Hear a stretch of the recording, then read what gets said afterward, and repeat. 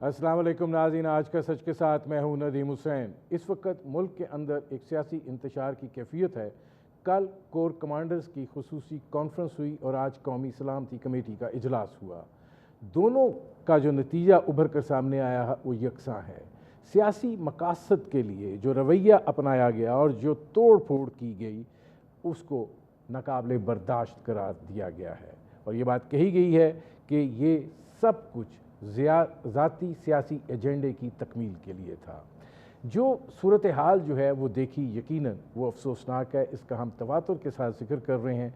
पाकिस्तान की तारीख़ में इस नौइयत की मिसाल नहीं मिलती जहाँ पर ये रवैया अपनाया गया हो।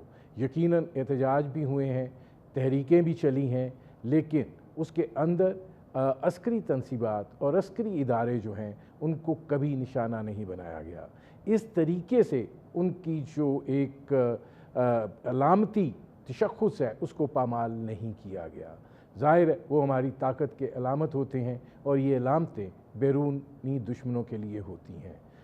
इस सूरत हाल के अंदर अब ये फ़ैसला किया गया है कि इसमें मुलव्विस किसी किरदार को जो है वो नहीं छोड़ा जाएगा। आज पंजाब काबीना का भी सुबह इजलास हुआ था और उसके अंदर ये इस बात की मंजूरी दी गई थी कि इन तमाम अनासर के ख़िलाफ़ जो है वो आर्मी एक्ट के तहत मुकदमात जो हैं वो चलाए जाएंगे। ज़ाहिर है ये सब कुछ ऐसी सूरत हाल के अंदर दरपेश हुआ जब महज एक लीडर की गिरफ़्तारी का मामला था। गलत जगह पे गलत तरीके से हुई, लेकिन उसका मतलब ये नहीं था कि एहतजाज जो है वो इस रंग का होता कि इसमें कौमी सलामती जो है उसको आप सवालिया निशान बनाने की तरफ ले जाएं। ये मामला जो हैं यकीनन गंभीरता है। दूसरी तरफ चीफ़ जस्टिस ऑफ पाकिस्तान जो हैं वो अपने फ़ैसलों की वजह से इस वक्त तनकीद का निशाना है और ज़ाहिर है कि हुकूमती इत्तेहाद ने एक बहुत बड़ा इज्तिमा जो है वो किया सुप्रीम कोर्ट के बाहर और उसमें उनके इस्तीफ़े का मुतालबा किया गया।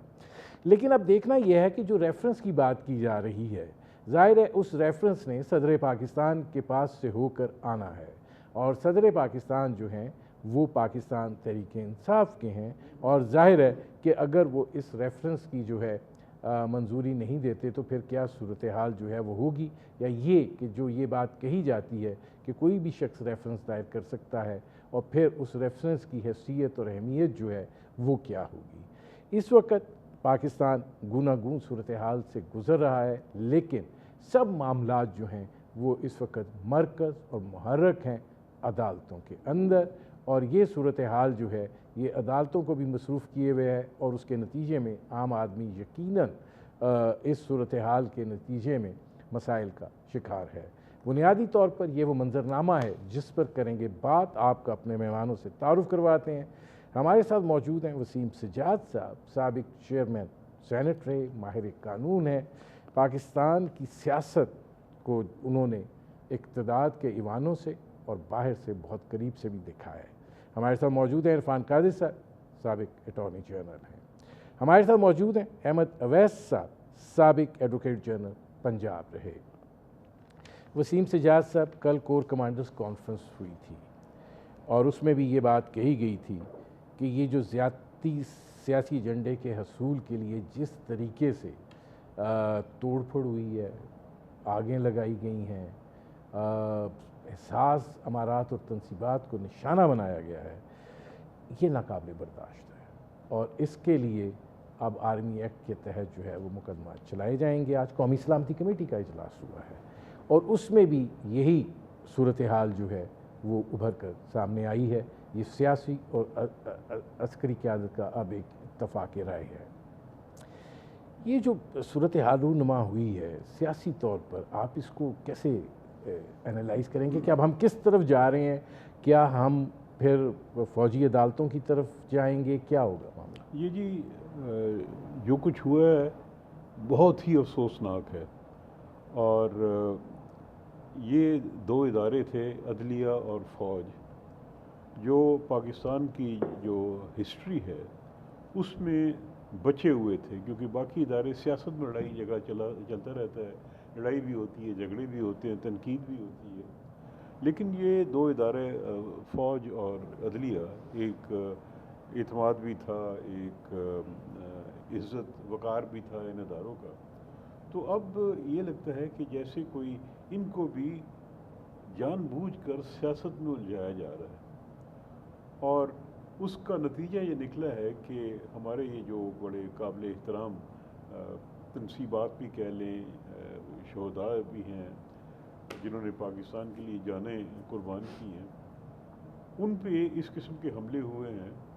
और इस तरह लग रहा था जैसे कोई दुश्मन पाकिस्तान में आ गया और वो हमारी तनसीबात पे हमला कर। ये बहुत ही अफसोसनाक है।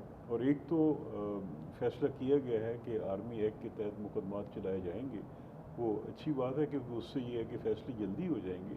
लेकिन देखना ये है कि ये क्यों हुआ है, और उसका भी कोई तदारक होना चाहिए, क्योंकि इस तरह अगर चलता रहा तो मुकदमात तो हो जाते हैं, फैसले भी आ जाएंगे, लेकिन ये जो एक कैंसर पाकिस्तान की सोसाइटी में फैल रहा है, इसकी तशख़ीस करना, इसका इलाज करना, ये बहुत ज़रूरी है।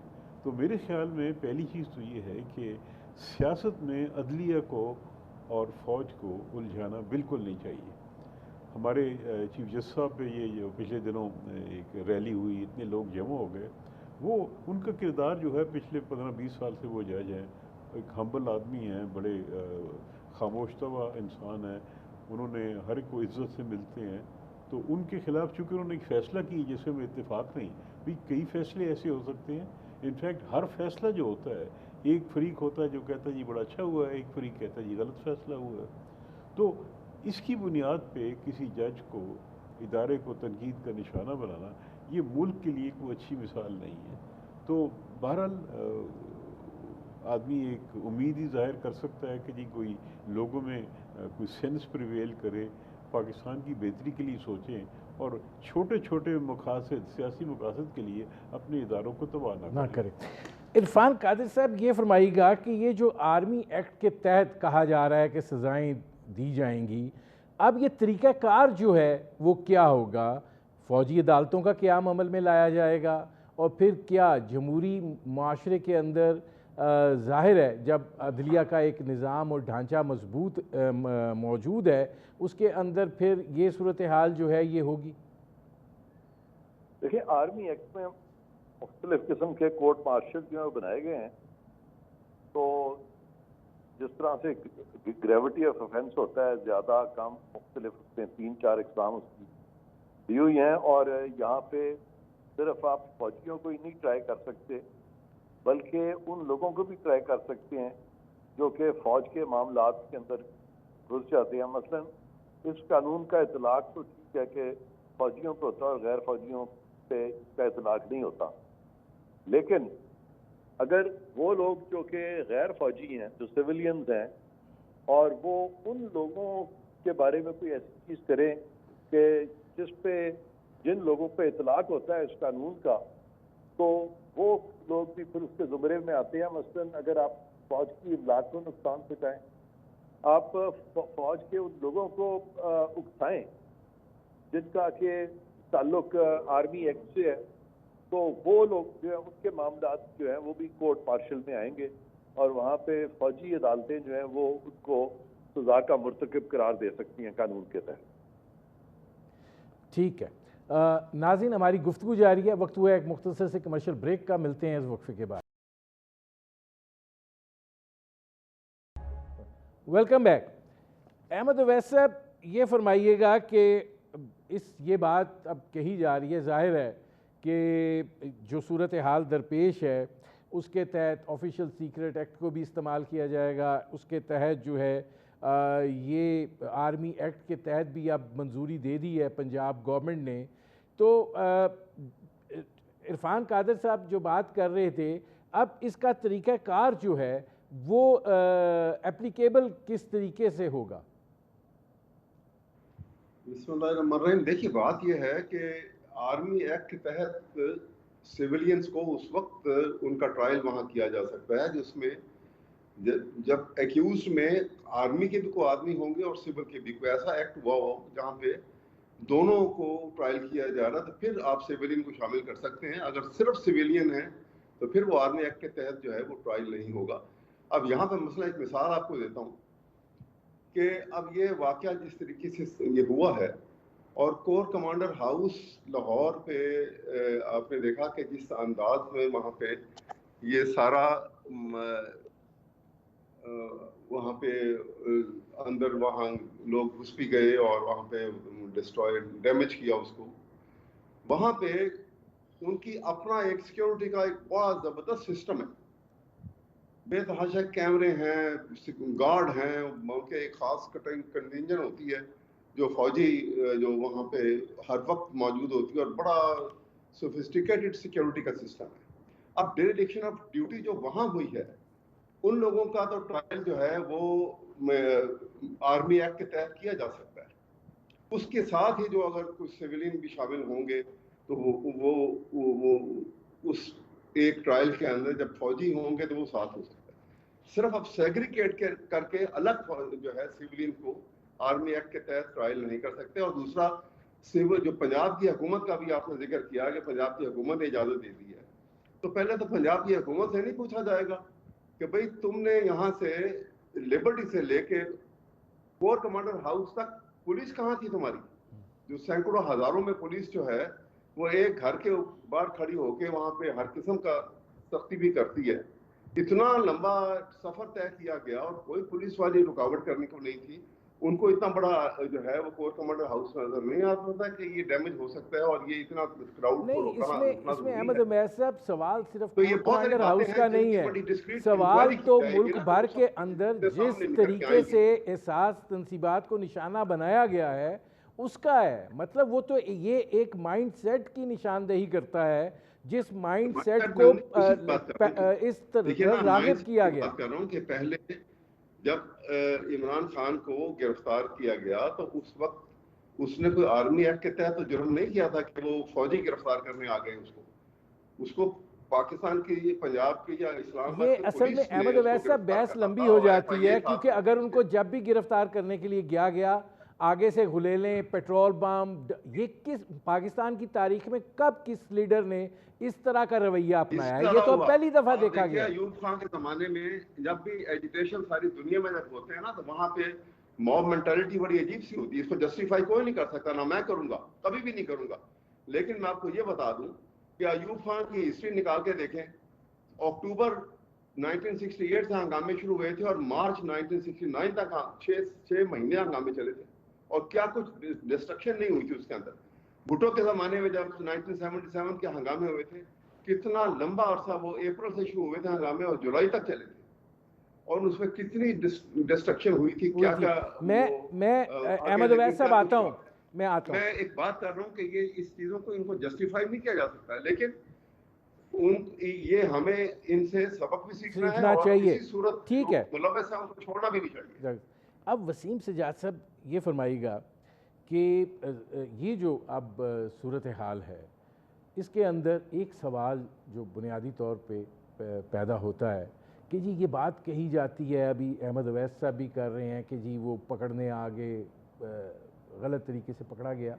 यकीनन वो उसको सब ने एक्नॉलेज किया कि गलत तरीके से पकड़ा गया, लेकिन उस चीज़ को कोई नहीं देख रहा कि जब भी खान साहब को पकड़ने की कोशिश की तो वो जो हिसार है, जो पेट्रोल बम फेंक रहा है, जो गाड़ियों को आग लगा रहा है, जो कुछ होता रहा है 2 कोशिशों के दौरान, यानी 150 पुलिस वाले ज़ख्मी होते रहे हैं, तो अब ऐसी सूरत हाल में फिर आप क्या तरीक़ाकार इख्तियार करते कानून की इम्प्लीमेंटेशन का, जब रवैया ये है? देखिए जी, अगर कानून की इम्प्लीमेंटेशन नहीं होगी या आइन की इम्प्लीमेंटेशन नहीं होगी तो फिर मुल्क में अफरा तफरी होगी, हर एक का अपना कानून होगा, हर कोई अपनी रविश में चलेगा। तो इन चीज़ों को इलादा रखना चाहिए। पहली चीज़ ये है कि जो भी कानून है, मसलन अगर कानून ये है कि अदालत के हाथे के अंदर किसी को गिरफ़्तार नहीं किया जा सकता तो फिर वो नहीं किया जा सकता, और कोई करता है तो वो खिलाफ कानून है। और अगर पहले पता नहीं था तो अब तो सबको इल्म हो गया है। और अगर कोई इल्म तो उस वक्त भी हो गया था जब इमरान खान साहब के दौर में हाथों से गिरफ्तारियां हो रही थी। नहीं मतलब तो ये कि उस वक्त कोई नहीं बोलता था कि ये गलत है, गलत गिरफ्तारी हो रही है। नहीं, ये असूल सुप्रीम कोर्ट ने अब तय कर दी है, वजाहत कर दी है, आप कह लें कि हाई कोर्ट या सुप्रीम कोर्ट या किसी अदालत के हाथे से गिरफ्तार नहीं हो सकता। जब वो आता है अदालत में तो वो सरेंडर करता है कोर्ट को, तो वह नहीं हो सकता। लिहाजा जो भी हालात हो इस चीज़ का एहतराम करना चाहिए कि पुलिस को, मतलब आज भी हमने देखा कि फवाद चौधरी साहब की ज़मानत हो गई, वो बाहर निकलने लगे तो वहाँ फिर पुलिस ने उनको गिरफ़्तार कर लिया। फिर हमने अभी टीवी पे देख रहा था कि शीरी मुजारी की ज़मानत हो गई, वो वहाँ से जेल से बाहर आई तो उनको फिर गिरफ़्तार कर लिया गया। तो इससे जो एक नफ़रतें फैलती हैं या कानून पे एतमाद कम होता है, जो निज़ाम है उस पर एतमाद कम होता है, ये मुल्क के लिए अच्छा नहीं होता, ना जुडिशरी के लिए अच्छा है, ना हुकूमत के लिए अच्छा है।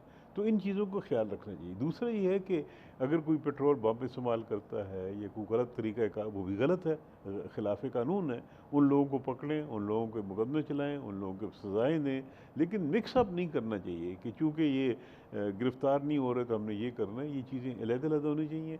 हर एक चीज़ अगर कानून के मुताबिक चलेगी तो फिर मुश्किलात होंगी, लेकिन मेरे ख्याल में मुल्क फिर सही रविश पे चलेगा।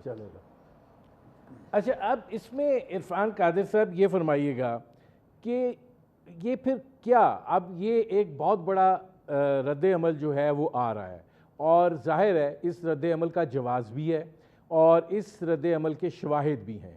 अब ऐसी सूरत हाल के अंदर जो अदालती रवैया है वो बहुत ज़्यादा मैटर करेगा। आप समझते हैं कि इस वक्त जो अदालती रवैया है वो जो बात ये कही जाती है कि जी सहूलत बहुत ज़्यादा दी जा रही है या जानिबदाराना रवैया है, आप समझते हैं ऐसा? देखें, ये तो इसमें तो कोई अमर माने नहीं है, कोई दूसरी राय नहीं है कि कानून जो है उसका इतलाक जो है सब पे बराबरी से होना चाहिए। और जब नज़र आ जाए कि एक खास सियासी पार्टी जो है उसकी तरफ कोई नरम गोशा रखता है तो ये तरीक़ाकार जो है सही नहीं है। इससे अदालतों की अपनी साख जो है वो मजरूह होगी।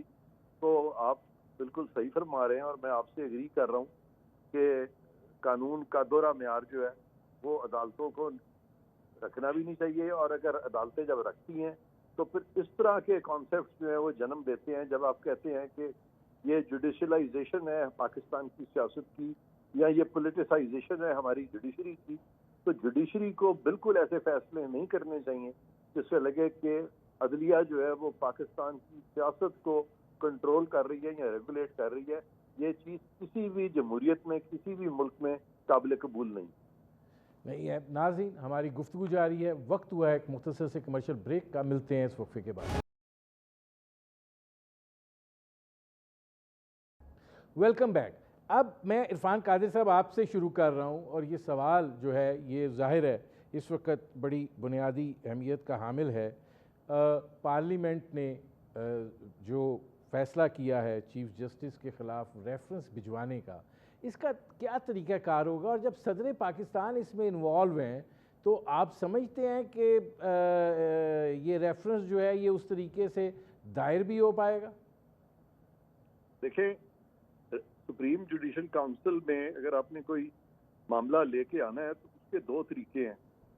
एक तरीका कार है कि वो सदर पाकिस्तान को आप मामला भेजेंगे और सदर पाकिस्तान अगर मुतमईन हों कि कोई जज जो है वो मुर्तकब हुआ है इसका मिसकॉन्डक्ट का, तो वो मामला डायरेक्टली सुप्रीम जुडिशल काउंसिल को भेजेंगे और सुप्रीम जुडिशल काउंसिल जो है वो सदर पाकिस्तान के ताबे इस हद तक ज़रूर है कि उस पर लाजिम है कि वो फिर इंक्वायरी करे। दूसरा तरीका ये है कि कहीं से भी अगर सुप्रीम जुडिशल काउंसिल को कोई इंफॉर्मेशन आती है, खा वो अवाम नास की तरफ से आए, खा वो हुकूमत की तरफ से आए, खा वो पार्लिमान की तरफ से आए, कहीं से भी आए, लेकिन सारी पार्लिमान से अगर ये मामला जाता है तो वो भी एक किस्म की बड़ी सीरियस चीज़ है और उस पर सुप्रीम जुडिशल काउंसिल जो है उसको बैठना पड़ेगा और उस पर कोई ना कोई फैसला करना पड़ेगा और कोई ना कोई इंक्वायरी ज़रूर करनी पड़ेगी। लेकिन इसमें सवाल ये पैदा होता है, इस वक्त की सूरत हाल जो है वो ये है कि बहुत सारे जज साहिबान के खिलाफ मुख्तलिफ औकात में ये मामले जो हैं उनके सुप्रीम जुडिशल काउंसिल में आ गए हैं। अब वो लोग जो सुप्रीम जुडिशल काउंसिल का हिस्सा है, अगर बारी बारी उन सब के खिलाफ ये इस तरह के मामला आ जाएं तो फिर सुप्रीम जुडिशल काउंसिल इन मामला को क्या टेकअप करेगी या इनको छोड़ देगी या इसमें फिर वो आपस में मुकमका कर लेंगे और सारे जजेस कहेंगे कि अब चूंकि सबके खिलाफ आ गया है तो अब तो हम टेकअप ही नहीं कर सकते इस मामले को, तो चलो अब आपस में हम रिकनसाइल कर लेते हैं कि किसी के खिलाफ भी हम टेकअप नहीं करते, तो ऐसा नहीं हो सकता। तो अब आप मुझसे पूछेंगे कि अगर ऐसा नहीं हो सकता तो फिर हो क्या सकता है? उसका तरीका ये है कि जो रेफरेंसेस पहले आएंगे उनको पहले सुना जाएगा, जो बाद में आएंगे उनको बाद में सुना जाएगा, और जो लोग सुप्रीम जुडिशल काउंसिल का हिस्सा है वो उस रेफरेंस पे फिर नहीं बैठेंगे, फिर दूसरे लोग जो हैं वो उसकी मीटिंग जो है वो कन्वीन करेंगे। अच्छा, अब इसमें अहमद अवैस साहब, आपका क्या टेक है? इरफान कादर साहब ने मेरे ख्याल में बड़ी वजाहत से सुप्रीम जुडिशल काउंसिल के तरीक़ेकार को और रेफरेंस को जो है वो किस तरीके से आता है अगर वह हुकूमत की तरफ से आए, वो तरीका इन्होंने सही बताया है। बिल्कुल बात यह है कि ये जो पार्लियामेंट की बात कर रहे हैं ना, पार्लियामेंट की तरफ से कोई रेफरेंस नहीं आ सकता, ना पार्लियामेंट का ये काम है। एग्जेक्टिव, ये सारी अथॉरिटी जो है ना वो एग्जेक्टिव के पास है, which is headed by the prime minister. जो कैबिनेट और प्राइम मिनिस्टर जो है they form the executive government है, और वो अगर कोई रेफरेंस तैयार करेंगे तो वो उसको रेफरेंस बना के प्रेसिडेंट ऑफ पाकिस्तान को भेजेंगे और प्रेसिडेंट ऑफ पाकिस्तान अपनी सेटिस्फेक्शन करेंगे। ये अभी जो काजी फैज ईसा केस में तो ये बात बड़ी सामने आके इसको क्लियर किया उन्होंने कि वो प्रेसिडेंट ऑफ पाकिस्तान जो है वो एक ऐसे नहीं होगा कि आंखें बंद करके अगर कोई रेफरेंस आया है तो वो आगे चला देंगे उसको। वो पूरी अपनी छांट-पटक करेंगे, अपनी पूरी सेटिस्फेक्शन करने के बाद उसको आगे सुप्रीम जुडिशल काउंसिल को भेजेंगे। और वो दूसरा तरीका भी जो इन्होंने बता दिया कि अगर रेफरेंस वहाँ बहुत सारे हैं तो फिर वो तरतीब से उनको टेकअप किया जाएगा। ये एक इसकी जो तरीक़ेकार है, ये कानूनी तरीका जो आर्टिकल 209 के अंदर ये दिया हुआ है। लेकिन यहाँ मैं ये जरूर कहूँगा कि आर्टिकल 209 जो है वो एक्सरसाइज करने के लिए है। ये इतने सारे रेफरेंस जो हैं उनको पेंडिंग नहीं रखना चाहिए था, ये साथ साथ इनको जो है टेकअप करना चाहिए और इनको ख़त्म, इनको ईदर वे उनको अपने डिस्पोज ऑफ करना है, उनके ऊपर कार्रवाई होनी है, जो भी तरीक़ेकार इसके लिए करना है। लेकिन उसको पेंडिंग वहाँ पे एक अंबार लग जाए और उनके ऊपर वो पेंडिंग ही पड़े रहें और उसका कोई फैसला ना हो, तो ये गलत है। वसीम सज्जाद साहब, सवाल ये है कि जब जस्टिस मुज़ाहिर अकबर नकवी के ख़िलाफ़ इतनी ज़्यादा चीज़ें गई सुप्रीम कोर्ट में, तो उसके बावजूद उनको बेंच पे बिठाया गया और चीफ जस्टिस साहब ने कहा कि ये मैसेज है किसी के लिए। अब इसमें ये नज़र आता है कि जैसे ये एक अदारा जाती टकराव है, इस टकराव में से आप समझते हैं कि रेफरेंसेस पर कोई कार्रवाई होगी, कोई नतीजा निकलेगा? अहमद अवैस साहब कह रहे हैं कि पेंडिंग नहीं रखना चाहिए। इसमें जी पहली चीज़ तो मेरे ख़्याल में वजाहत ज़रूरी है कि बहुत से ममालिक ऐसे हैं जहाँ पे जो हाई कोर्ट या सुप्रीम कोर्ट के जजेस होते हैं उनके ख़िलाफ़ कोई कार्रवाई करनी हो तो पार्लियामेंट करती है। मसलन अमेरिका में जज को निकालना हो उसके ख़िलाफ़ पार्लियामेंट उनकी जो है उस पर कार्रवाई होती है। इंग्लिस्तान में भी जिसको हम इम्पीचमेंट कहते हैं। जब पाकिस्तान का मौजूदा आइन बन रहा था तो उस वक्त ख्याल किया गया कि जजेस को इस प्रोसेस से न गुजारा जाए क्योंकि इसमें सियासत आ जाती है, और इंडिया में अभी भी ये इम्पीचमेंट चल रही है और सियासत आ गई है। तो लिहाजा उन्होंने एक निज़ाम वज़े किया जिसे सुप्रीम जुडिशल काउंसिल कहते हैं, ताकि ये मामला जजेस के अंदर ही रहे। अब जब रेफरेंस आएगा तो उनके एक रूल्स हैं, रूल्स के मुताबिक उनकी एक इन्वेस्टिगेशन होगी, कार्रवाई होगी। अगर वो ऐसा हालात हैं कि कार्रवाई आगे बढ़नी चाहिए तो आगे बढ़ेगी, नहीं बढ़नी चाहिए तो ख़त्म हो जाएगी। मिसकॉन्डक्ट जो है बज़ाहिर कोई नज़र नहीं आता कि क्या मिसकॉन्डक्ट है। बहरहाल अगर कोई रेफरेंस आएगा तो उसकी सरबराही जो कमीशन की वो काजी फैज़ ईसा साहब करेंगे और वो देखेंगे कि भी बात को आगे बढ़ाना है कि नहीं बढ़ाना है। उसके बाद एक बहुत ज़रूरी चीज़ वो ये है कि सुप्रीम जुडिशल काउंसिल के फ़ैसले के बाद सदर का उससे इत्तेफाक करना ज़रूरी है। सदर को भी कहना पड़ेगा कि हाँ मैं इससे एग्री करता हूँ, और अगर वो एग्री नहीं करते तो वो कार्रवाई मुकम्मल नहीं होगी। और उसमें ये सवाल उठेगा कि भी सदर साहब जब कहते हैं कि मैं एग्री करता हूँ या नहीं करता हूँ, तो क्या वो वज़ीर-ए-आज़म के मशवरे में करेंगे या अपनी स्वाबदीदी करेंगे? कम से कम मेरा नज़रिया ये है कि वो अपनी स्वाबदीद पे करें, क्योंकि जजेस की एक कॉन्डक्ट का मामला है।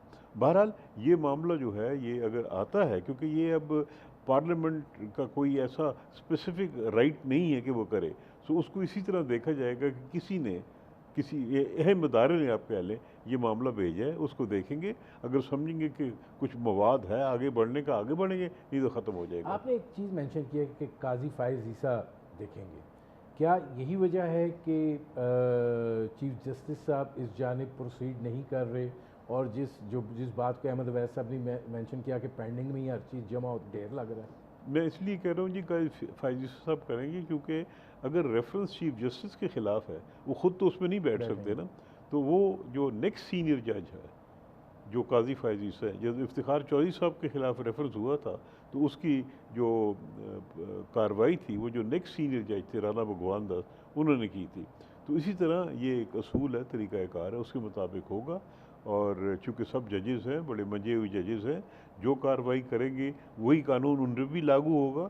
मैं समझता हूँ वो बिल्कुल कानून के मुताबिक, आइन के मुताबिक फ़ैसला करेंगे, और कोई कार्रवाई बनती होगी तो करेंगे, नहीं बनती होगी ख़त्म हो जाएगी। इरफान काजी साहब, बड़ा मुख्तसर सा टाइम है, ये फरमा दें हुकूमत रेफरेंस दायर करेगी, समझती है कि जवाज़ मौजूद है दायर करने का?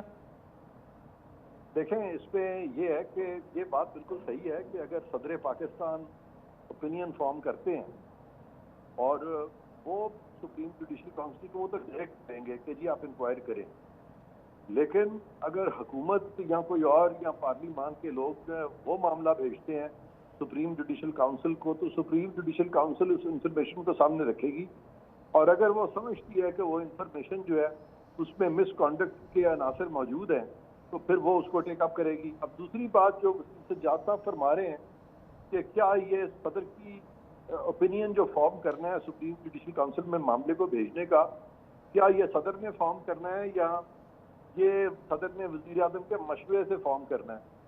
इसके बारे में जो फाइज ईसा साहब का केस है उसमें बहुत सारी बातें की गई हैं, लेकिन अगर स्ट्रिक्ट कॉन्स्टिट्यूशन को सामने रखा जाए तो मैं समझता हूँ कि वसीम सज्जाद साहब की बात जहाँ तक दुरुस्त है और ठीक कह रहे हैं कि सदर का जो इख्तियार है वो वज़ीर आज़म की एडवाइस की निस्बत वो आर्टिकल 48(1) और 48(2) में दिया गया। 48(1) में तो लिखा हुआ है कि सदर पाकिस्तान अपने फ़राइज़ मंसबी में वज़ीर आज़म के मशवरे के पाबंद है, लेकिन आर्टिकल 48(2) जो है वो सदर का एक जवाबदीदी एक स्फीयर है, उसके तहत सदर जो है वो वज़ीर आज़म के मशवरे के पाबंद नहीं है। इरफान काजी साहब, मेरे प्रोग्राम का वक्त ख़त्म हो रहा है। बहुत शुक्रिया वसीम सज्जाद साहब, बहुत शुक्रिया अहमद अवैस साहब, बहुत शुक्रिया इरफान काजी साहब। नाज़रीन, आपने हमारे पैनल के शुरका की गुफ्तगू सुनी, अब तक के लिए इतना ही, इजाज़त दीजिए।